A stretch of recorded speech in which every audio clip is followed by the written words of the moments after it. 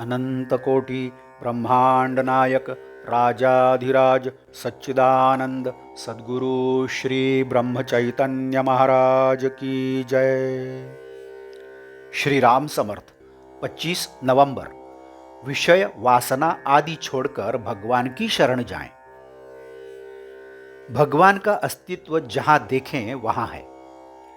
भगवान का मर्म जानने के लिए हमें कैसा बर्ताव करना चाहिए यह पहले देखें। भगवान है या नहीं यह जानने के लिए हमें बुद्धि दी गई है। कुछ लोगों को अनुभव से निश्चित ज्ञात हुआ है कि भगवान है। उनके आर्ष वाक्य को हमने प्रमाण माना। भगवान यदि निश्चित है तो हम उसे आखिर जाने भी कैसे? बीजगणित में सवाल हल करने के लिए अज्ञात क्ष लेना पड़ता है। जब तक सवाल का उत्तर नहीं आता तब तक क्ष का सही मूल्य क्या है यह हमारी समझ में नहीं आता। लेकिन उसे लिए बिना काम नहीं चलता।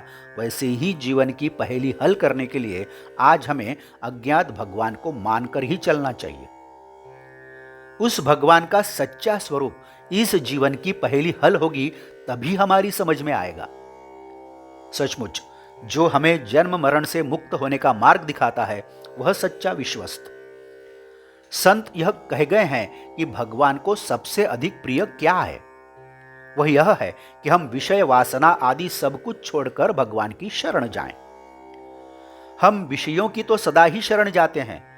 जो भगवान की शरण जाता है उसे संसार का भय नहीं लगता। सचमुच सब चमत्कार किए जा सकते हैं लेकिन भगवान की शरण जाना बहुत कठिन है। हम सीढ़ियां चढ़ते हैं, वह सीढ़ियों के लिए नहीं बल्कि ऊपर की मंजिल पर जाने के लिए चढ़ते हैं। यानी ऊपर की मंजिल पर जाना हमारा साध्य है और सीढ़ियां उसका साधन है। वैसे ही तीर्थ यात्रा, व्रत, उपवास, नियम, धर्म आदि हमारे साधन हैं और परमेश्वर की प्राप्ति हमारा साध्य है। किंतु परमेश्वर की प्राप्ति तो अलग रह गई और साधन को ही हम कस के पकड़े बैठे हैं। तो अब इसके लिए क्या करें? मूलतः भगवान निर्गुण, निराकार और अव्यक्त है, किंतु मनुष्य उसे अपनी कल्पना में ले आता है। हम ऐसी कल्पना करते हैं कि हम में विद्यमान सभी गुण भगवान में पूर्णत्व के रूप में हैं। इसका मतलब यह हुआ कि हम पहले भगवान को स्थूल में देखते हैं और तब उसके नाम के बारे में सोचते हैं। भगवान की बनाई यह सृष्टि जैसी है वैसी सब आवश्यक है। इसमें परिवर्तन की जरूरत नहीं है। परिवर्तन हमें अपने में करना चाहिए। हमारा संपूर्ण जीवन यदि भगवान के हाथ में है तो फिर जीवन के सभी बनाव बिगाड़, उतार चढ़ाव उसी के हाथ में है। इसमें संदेह की क्या बात है? पेड़ की जड़ में पानी डालने से वह उसके सब भागों में पहुंच जाता है।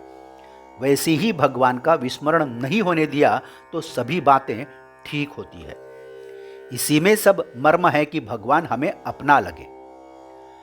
आत्मा समुद्र की तरह विशाल है। उसकी छोटी सी बूंद की तरह अपना जीव है। उसे पहचान कर आत्मा से एक रूप होने में ही सच्चा तत्व ज्ञान है।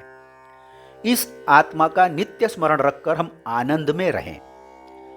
आज का बोध वचन। संतों ने नामस्मरण रूपी नौका हमें दी है, उसमें हम विश्वास से बैठें। संत कर्णधार है, वे हमें नदी पार उतार देंगे। जानकी जीवन स्मरण जय जय राम। नमस्कार। मराठी और हिंदी में श्री महाराज की प्रवचनें आप हर रोज सुन रहे हैं, लेकिन आपसे विनती है कि कृपया चैनल को भेंट देकर प्लेलिस्ट देखिए। प्लेलिस्ट के जरिए आप कोई भी प्रवचन अपनी सुविधा के अनुसार सुन सकते हैं। मैं फिर से एक बार आपसे कहना चाहूँगा कि यदि आपने अभी तक चैनल सब्सक्राइब नहीं किया है तो कृपया सब्सक्राइब करिए, लाइक करिए, शेयर करिए, कमेंट्स दें, बेल आइकन दबाना मत भूलिए। धन्यवाद। जय जय श्री राम।